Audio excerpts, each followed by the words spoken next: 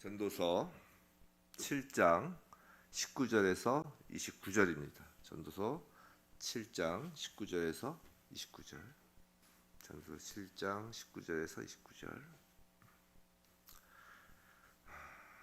7장을 다 마치겠습니다. 7장 19절에서 29절. 우리 함께 읽도록 하겠습니다. 시작. 지혜가 지혜자를 성읍 가운데 있는 10명의 권력자들보다 더 능력이 있게 하느니라. 선을 행하고 전혀 죄를 범하지 아니하는 의인은 세상에 없기 때문이로다. 또한 사람들이 하는 모든 말에 내 마음을 두지 말라. 그리하면 내 종이 너를 저주하는 것을 듣지 아니하리라. 너도 가끔 사람을 저주하였다는 것을 내 마음도 알고 있느니라. 내가 이 모든 것을 지혜로 시험하며 스스로 이르기를 내가 지혜자가 되리라 하였으나 지혜가 나를 멀리하였도다. 이미 있는 것은 멀고 또 깊고 깊도다. 누가 능히 통달하랴. 내가 돌이켜 전심으로 지혜와 명철을 살피고 연구하여 악한 것이 얼마나 어리석은 것이요 어리석은 것이 얼마나 미친 것인 줄을 알고자 하였더니 마음은 올무와 같고 그물과 같고 손은 포승 같은 여인은 사망보다 더 쓰다는 사실을 내가 알아내었도다. 그러므로 하나님을 기쁘게 하는 자는 그 여인을 피하려니와 죄인은 그 여인에게 붙잡히리로다. 전도자가 이르되 보라 내가 낱낱이 살펴 그 이치를 연구하여 이것을 깨달았노라.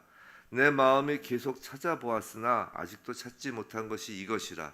1000사람 가운데서 한 사람을 내가 찾았으나 이 모든 사람들 중에서 여자는 한 사람도 찾지 못하였느니라. 내가 깨달은 것은 오직 이것이라. 곧 하나님은 사람을 정직하게 지으셨으나 사람이 많은 꾀들을 낸 것이니라. 아멘. 오늘 하나님은 사람을 정직하게 지으셨으나라고 나라는 제목으로 하나님은 사람을 정직하게 지으셨으나라는 제목으로 오늘 전도서 7장 19절에서 29절 말씀을 받을 때 정말 하나님 앞에서 언제나 코람되어 한 정직한 자가 바로 저와 여러분이길, 우리의 삶이 늘 하나님 앞에 놓여 있음을 깨닫고 우리의 삶이 날마다 정결하고 거룩하게 되기를 주님의 이름으로 축원합니다. 제가 아침에 이렇게 딱 이제 시작을 할 때 보면은 제가 이거 핸드폰으로 몇 명이 시청하는 걸 보려는 게 아니라 이걸 켜놓는 이유는 가끔 음향이 안 돼서 이제 연락이 올 때가 있거든요. 그래서 그 앞에 넣어놓고 하는 건데 그럼 이제 보여요. 이제 몇 분이 시청 중인가. 그럼 이제 처음 시작할 때 이제 저도 이렇게 포함되는 거죠. 이 시청 숫자에. 이제 처음 시작할 때 3분이 시작을 합니다. 3분이 시작했다가 이제 점점점 한 분 한 분 이제 들어오시는 게 이제 보이죠. 이 아침에 이렇게 실시간 스트리밍으로 댁에서 이렇게 예배 드리시는 분들 다 귀하다고 생각합니다. 귀한 이 아침에 첫 시간을 하나님 앞에 내어드리는 우리 여러분의 마음을 하나님께서 기뻐 받으실 거라고 이제 믿어 의심치 않습니다. 우리가 오늘 보면 제목이 하나님은 사람을 정직하게 지으셨으나라는 제목으로 오늘 본문 29절 말씀에 있는 말씀을 인용하여 이제 제목을 정했는데, 정직이 뭐라 생각하세요? 정직. 한번 그런 생각해 보셨어요? 정직. 사실 오늘 말씀 어렵지 않으세요? 전도서 말씀 좀 어렵지 않으세요? 잠언 말씀에 이어서 계속 전도서를 강의하지만 이 전도서, 잠언, 시편도 그랬지만 욥기도 그랬죠. 이전에 욥기는 좀 한참 전에 했었는데 성경 말씀이 참 어렵지 않습니까? 솔직히 어떤 분은 뭐 성경이 쉽다라고 이야기도 하시는데 뭐 성령이 특별히 더 충만해서 그런 수 있지만 사실 성경 말씀은 어려운 거예요. 어려운 거. 생각해 보세요. 이 성경 말씀이 하나님 말씀이잖아요. 하나님께서 인간이 알아듣게 이렇게 말씀을 해 주시는 것인데, 물론 하나님이 쉽게 말씀해 주시려면 뭐 쉽게 말씀해 주실 수도 있겠죠. 하지만 그 정말 천지 만물을 창조하신 이 하나님을 계시하는 것인데 그것이 정말 뭐 쉽게 이렇게 우리에게 받아들여진다는 것 자체가 더 이상한 것일 수 있습니다. 마치 그렇죠. 개미한테 우리 사람 사는 생활을 설명해 보라고 해보세요. 개미한테. 아니 뭐 개미는 좀 완전히 종이 다르니까 더 치면 어린아이한테 그 부모의 그 삶을 한번 설명해 보시라고 생각해 보세요. 예를 들어서 뭐 유치원 이제 말귀를 막 이제 말귀 정도 알아듣는 애한테 어렵다고요, 오히려 어렵다. 그러니까 그냥 그 아이가 알아들을 수 있는 정도만 이제 그냥 설명하는 것이지. 근데 그것도조차 그 아이가 다 못 알아듣는 것인데 얼마나 어렵겠어요.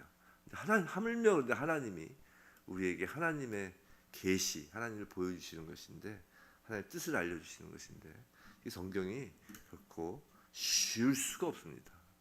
무슨 말이냐면 우리 성경을 너무 쉽게 받아들이려고 하면 안 된다는 것이에요. 그래서 성경을 너무 쉽게 받아들인다는 건 뭐냐면, 받아들이려고 한다는 건 뭐냐면 내 입장에서 성경을 받아들이려고 할 때는 것이에요. 내가 알아들을 수 있는 것만 취하려고 한다는 것이죠. 그 성경이 어렵게 받아들여지는 게 맞아요.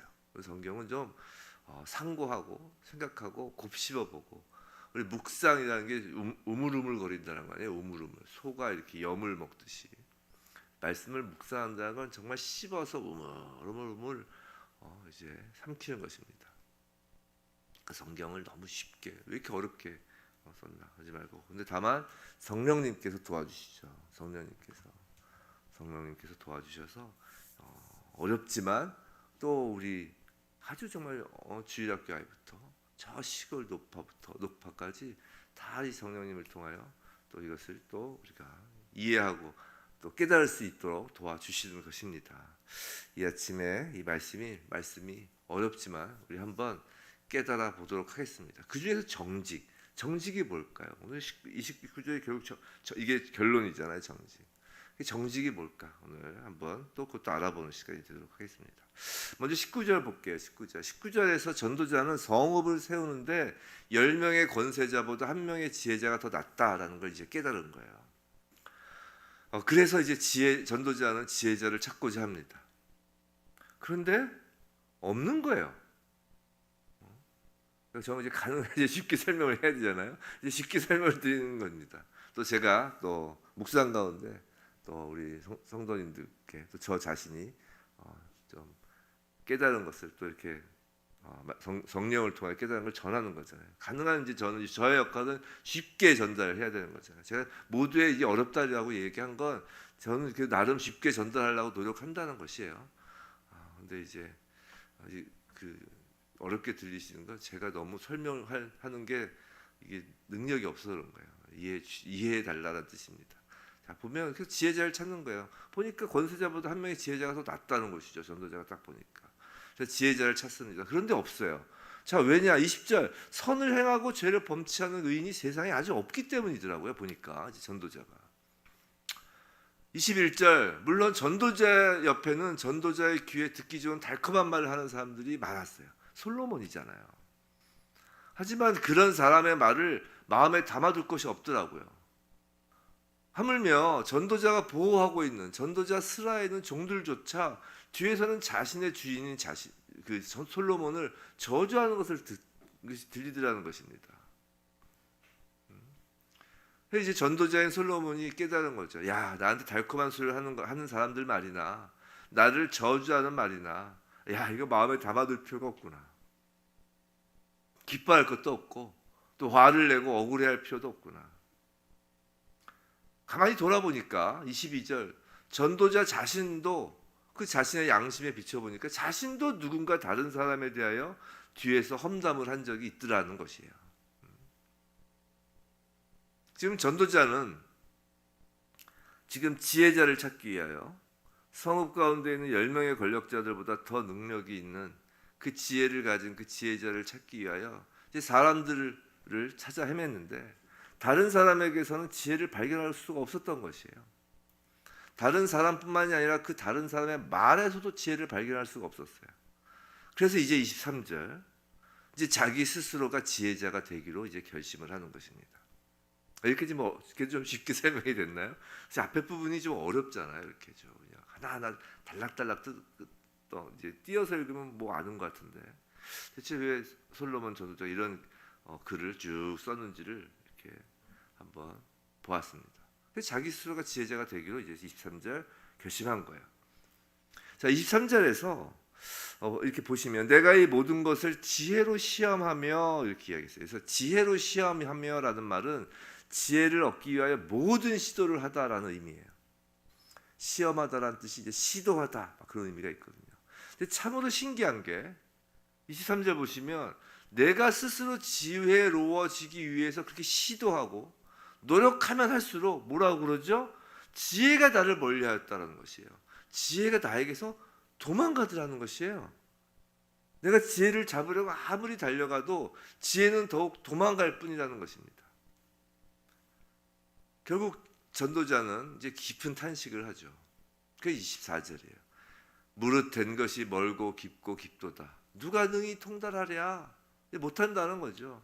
즉 인간은 완전한 지혜에 이를 수 없다는 것을 알고는 한탄하는 것입니다. 모두에 제가 성경이 어렵다라고 했죠. 성경 조금 아는 것 같죠. 좀 읽으면. 근데 또 읽으면 또 모르는 것 같아요. 우리 설교자들 목사님들이 이제 성경을 이렇게 보잖아요. 어쨌든 설교를 해야 되니까. 그러면은 같은 본문도 설교할 때마다 달라요. 그리고 야, 내가 이거 예를 들어 저도 이제 한 몇 년 됐잖아요. 그러면 이제 특히 저는 이제 강해 설교 위주로 하는데 야, 이거 이 성경책은 처음부터 다시 해야겠다 그런 생각이 들 때도 있어요. 어떤 구절을 보면 야, 내가 그때 이거 잘못 해석한 거 아니야? 이거 내가 잘못 깨달은 것 같은데 막 그런 생각도 들고 또 잘못은 아니더라도 또 새롭게 더 깊이 있게 또 해석되는 경우도 있고 볼 때마다 다른 것이 성경 66권입니다. 아마 그러실. 그래서 제가 예전에 한번 말씀드렸잖아요. 그 100세가 넘으신 어떤 목사님께서 이 성경을 정말 평생 읽으셨던 그 100세가 넘은 목사님이 난 성경을 정말 몰라 라고 이야기를 하셨다고요. 제가 또 얘기하잖아요. 성경을 안다. 성경 우리밖에 성경을 아는 자들이 없다. 그건 뭐라고요? 이단이죠. 100% 이단이고 100% 사입입니다. 우리 성경 앞에서는 겸손해져야 돼. 겸손해져야 돼. 이 전도자의 말처럼 무릇 된 것이 멀고 깊고 깊도다. 누가 능히 통달하랴라는 것입니다. 근데 이 성경이야 그렇게 계속 우리가 추구하고 찾죠. 근데 지금 그 전도자가 말하는 것은 성읍 가운데서 찾는 지혜였어요. 그죠? 19절에 성읍 가운데서 찾는 지혜. 이처럼 성읍 가운데서 즉 사람 가운데서 찾으려는 그 모든 지혜를 사람의 가운데서 찾으려는 모든 시도를 뭐라고 하냐면 그것을 인본주의다라고 하는 것이에요. 지혜를 하나님 앞에서 찾으려는 것을 신본주의다라고 하는 것이에요. 지금 전도자는 지혜를 찾기 위하여 성읍 가운데에서 권력자들보다 지혜가 능력이 있으니까 지혜를 찾기 위해서 사람들 사이에서를 막 찾아 헤맸어요. 근데 다른 사람에게는 없더라는 것이에요. 다른 사람 말에게서도 없어요. 그러니까 이제 자기 자신에게서 이제 지혜를 찾으려고 막 노력을 하는 것입니다. 내가 스스로가 지혜를 얻으리라 하고서 그 모든 게 인본주의라는 거예요. 가끔 우리는 하나님을 너무 사랑하고 신본주의를 강조하다 보니까 인본주의에 대해 좀 오해를 하고 있는 게 있는데 우리 성도가 인본주의를 거부하는 것은 사람 사랑하기를 거부하는 것이 아닙니다. 마치 신본주의라고 하면 하나님만 사랑하고 사람은 사랑하지 않는 매우 비인간적인 어떤 그런 성정을 이야기한다고 생각하는데 그렇게 오해하는데 그런 것이 아니에요. 분명히 성경에서 뭐라고 했어요. 성경의 계명이 뭐라고요? 하나님의 계명이 하나님을 사랑하고 이웃을 사랑하라는 거였다고요. 하나님 사랑, 이웃 사랑, 즉 사람 사랑하는 것이 하나님의 계명이라고요. 여기서 하나님 사랑, 이웃 사랑은 그것 또한 우선순위가 아니에요. 우리는 이것을 우선순위라고 생각하는데 그러니까 하나님을 더 많이 사랑하고 사람은 덜 사랑하라 이런 우선순위도 아니에요. 이 하나님 사랑과 이웃 사랑이라는 것은 시작과 끝을 이야기하는 것이에요. 씨앗과 열매와 같은 관계라고요. 즉 하나님을 사랑하기에 이웃을 사랑하게 되고 시작과 끝이고 또 하나님 사랑이 심기면 이웃 사랑의 열매가 맺힌다는 것이. 즉 하나님 사랑과 이웃 사랑은 동전의 양면과 같다라는 것이죠. 동전이 한 면만 있으면 그 위조 지폐잖아요. 그러니까 난 하나님을 사랑한다라고 하면서 사람을 사랑하지 않으면 한 면이 없는 거잖아요. 그 동전은 위조된 동전이죠. 그죠? 또 너무 사람 사랑 쪽만 강조되어 있고 하나님 사랑은 이렇게 강조되지 않으면 그 또한 위조인 거예요. 즉 동전의 양면이라고요. 즉 인본주의는 사람을 사랑하느냐 그렇지 않느냐의 문제가 아니에요. 인본주의는 지혜를 어디서 구하느냐의 문제라고요. 근데 지혜가 무엇이기에 사람들은 지혜를 그토록 구하려고 할까요? 전도자는 지혜를 왜 그렇게 구하려고 할까요? 지혜. 성경에서 지혜가 얼마나 많이 강조돼요. 우리 잠언서 내내 봤잖아요. 왜 그토록 강조하는 것일까요? 여러분은 지혜를 가졌다가 무엇에 쓰시려고 그렇게 구하시는 건가요? 여러분 지혜를 구해야 되죠. 근데 지혜 무엇에 쓰시려고 하나요? 돈을 많이 벌려고요? 돈 버는 지혜? 뭐 건강하게 살려고요? 건강하기 위한 지혜? 성경에서 이야기하는 건 그런 것이 아니잖아요. 자, 무엇이기에 지혜가 과연 무엇이기에 무엇을 위하여 지혜를 구하려고 할까요? 이제 다시 19절로 돌아가서 보면 그 안에 이제 힌트가 있는 것이에요. 19절 제가 다시 읽어드릴게요. 지혜가 지혜자를 성읍 가운데 있는 10명의 권력자들보다 더 능력 있게 하느니라. 자, 여기서 성읍이라고 해요. 성읍이란 여기서 말하는 것은 한 개인부터 공동체, 국가, 뭐 열방, 전 우주까지를 포함하는 의미예요. 그렇죠? 자, 권력자. 이 권력자는 물리적인 힘이라고 보시면 될 것 같아요. 근데 10명이라고 굳이 쓰고 있어요. 10은 완전수라고요. 즉 완전수를 사용한다는 것은 가장 강력한 힘을 뜻하는 것이에요. 물리적인 힘을. 즉 이보다 더 강할 수 없는 것이죠. 그런데 성읍 가운데, 즉 성읍을 세우고 지키는 일에 그런 물리적인 힘, 아주 강력한 힘보다 지혜자의 지혜가 더 능력이 있다라고 해요. 지금 능력이 있다. 자, 무슨 말이냐면 지혜가 성읍의 기초 터전이 된다는 것입니다. 아무리 힘이 세도 기초 바닥이 무너지면 정말 모래 위에 쌓은 성처럼 그냥 스르륵 무너지는 거잖아요. 근데 그 지혜가 그 기초 터전이 된다는 것이에요. 이것을 이제 어떻게 설명드리면 좋을까라고 이제 고민하다가 이제 그게 떠올랐어요. 예를 들면 이런 거예요. 우리가 어렸을 때, 제가 어렸을 때, 저는 이제 그 역사를 읽는 걸 되게 좋아했어요. 그래서 어렸을 때라면 정말 어렸을 때, 초등학교 때, 그래서 삼국지를 많이 읽었고요. 역사서라기보다 소설이죠. 그리고 이제 뭐 수호지 뭐 그런 거 많이 읽었어요. 그리고 한국사 이야기, 이제 한국사 이제 그 교과서는 재미없고요. 이제 10권짜리로 된 막 정말 이야기처럼 막 꾸려져 있는 한국사 이야기, 뭐 세계사 이야기 그런 걸 좋아했습니다. 플루타크 영웅전 막 그런 거 있잖아요. 읽다 보면 참 흥미로운 공통점을 발견할 수 있었어요. 많은 영웅들이 이제 막 등장하는데 그리고 막 서로 다투고 전쟁을 벌이는데 그 영웅들이 공통적으로 중요시 여기는 게 있었어요. 그게 뭐냐면 명분이에요. 명분. 정당성을 중요시 여긴다는 것이에요. 조조 아시죠? 조조. 삼국지의 조조가 언제나 그 한 나라의 그 어린 황제를 데리고 다니잖아요.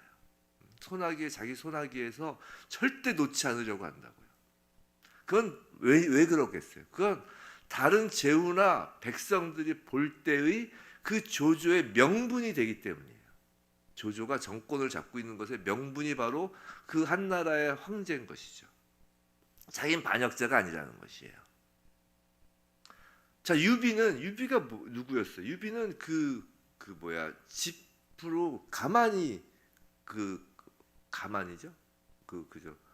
가만히 이렇게 만들던 자예요.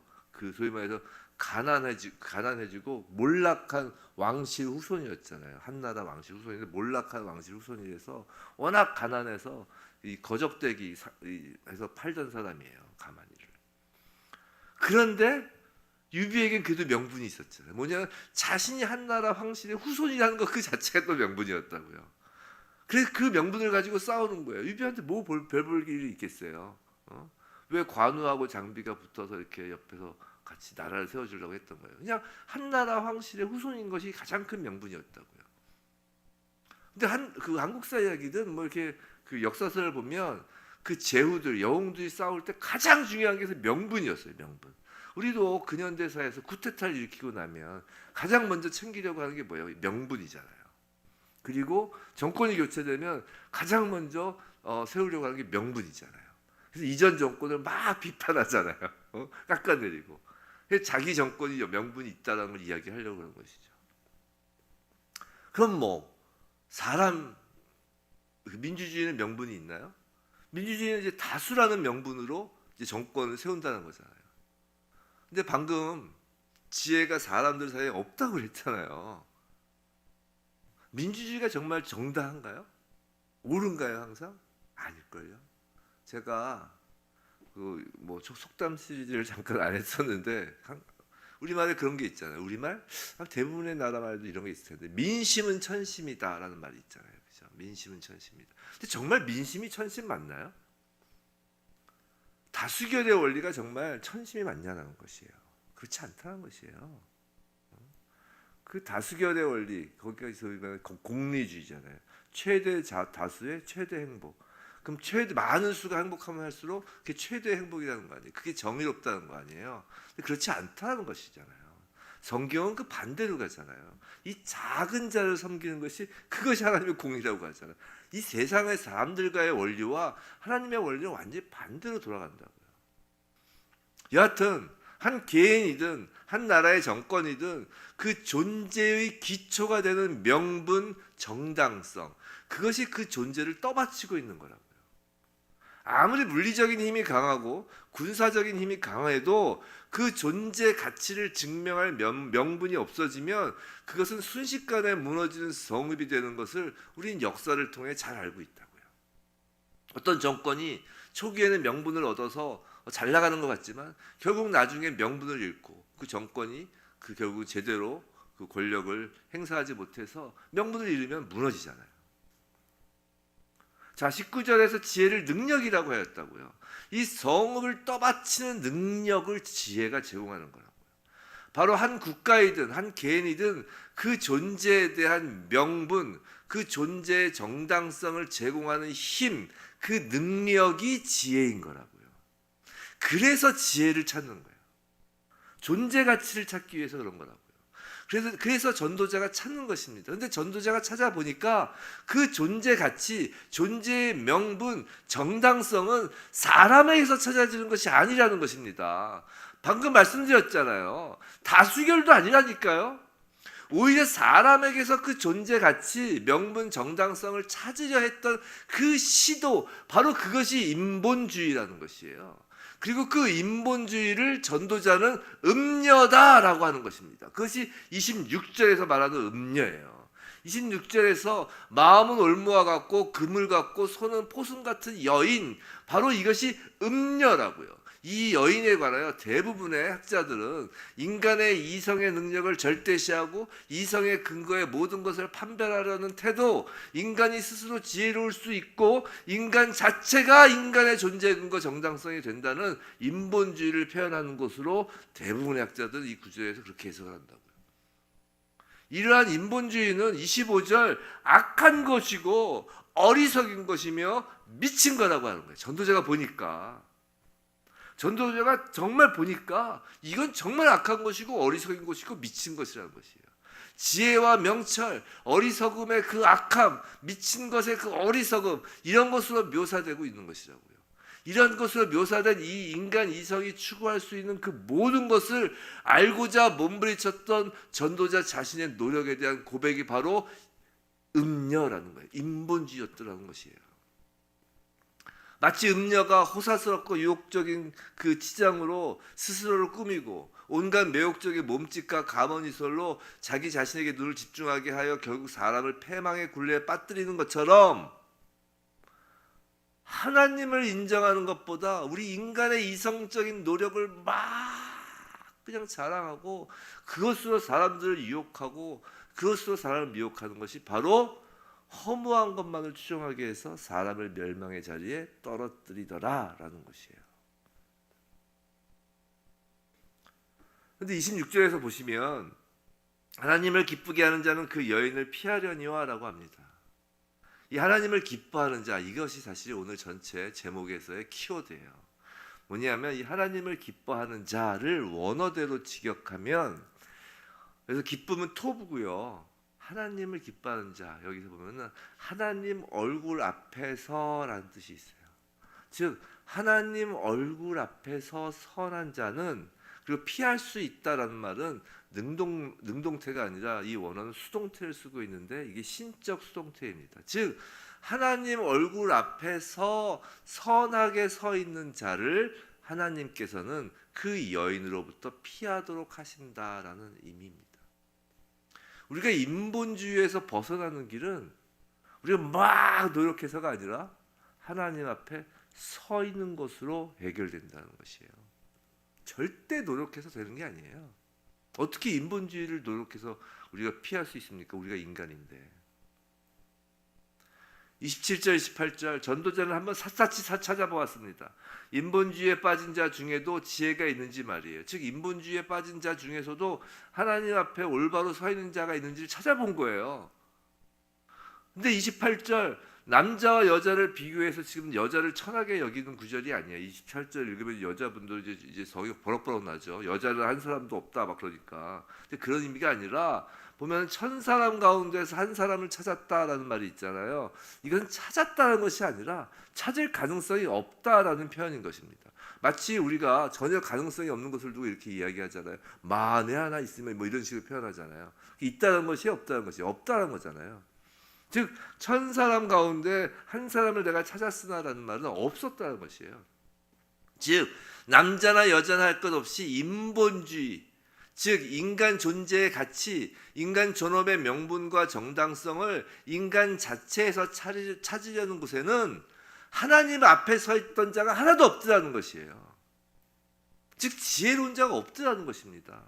그래서 다시 20절 의인은 없는 것이에요.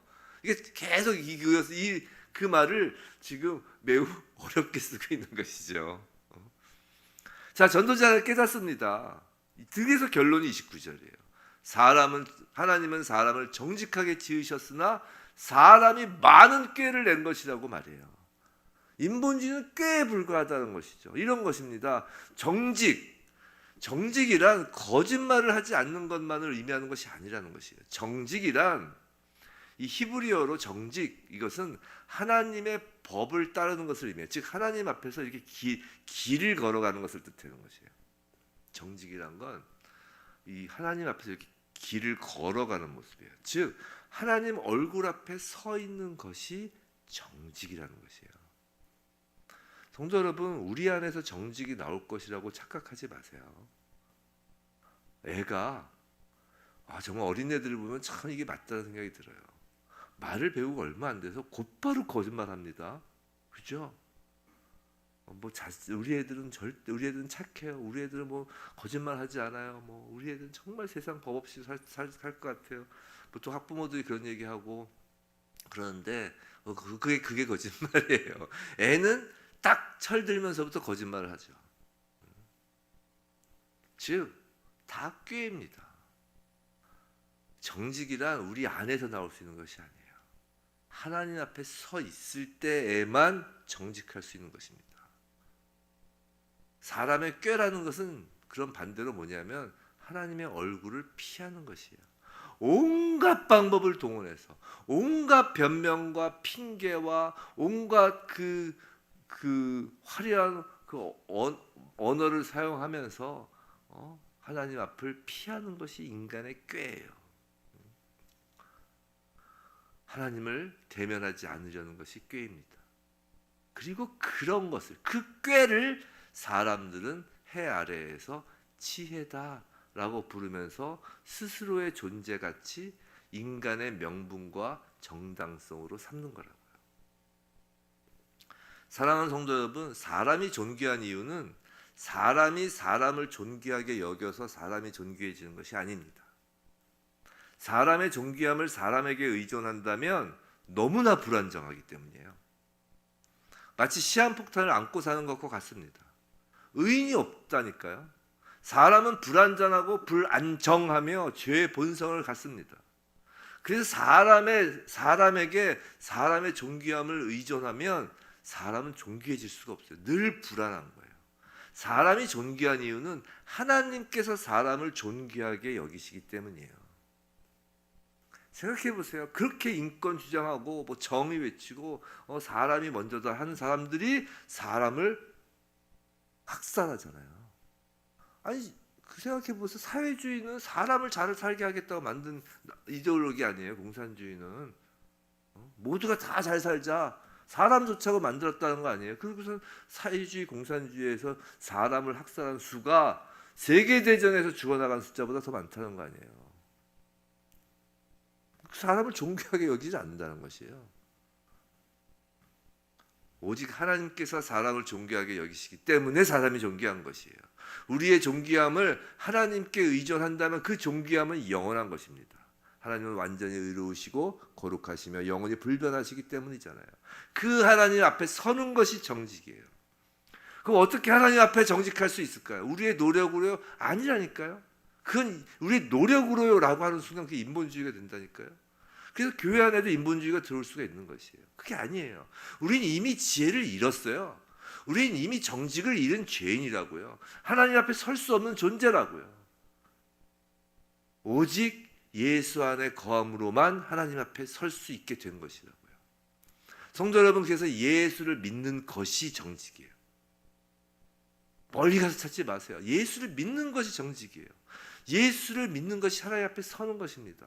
인본주의는 거짓이에요. 우리가 우리 인간의 이성과 지식과 우리의 공로로 얻고자 했던 모든 정당성과 명분은 거짓입니다. 오직 예수 십자가의 은혜로 서 있는 것이 하나님께서 창조하신 정직한 사람의 모습이에요. 그것이 새 창조의 거듭난 바로 성도의 모습인 것입니다. 오직 예수만이 인간 존엄의 근거이며 우리가 이 땅에서 숨을 쉬며 살아갈 명분 정당성이 되는 것이에요.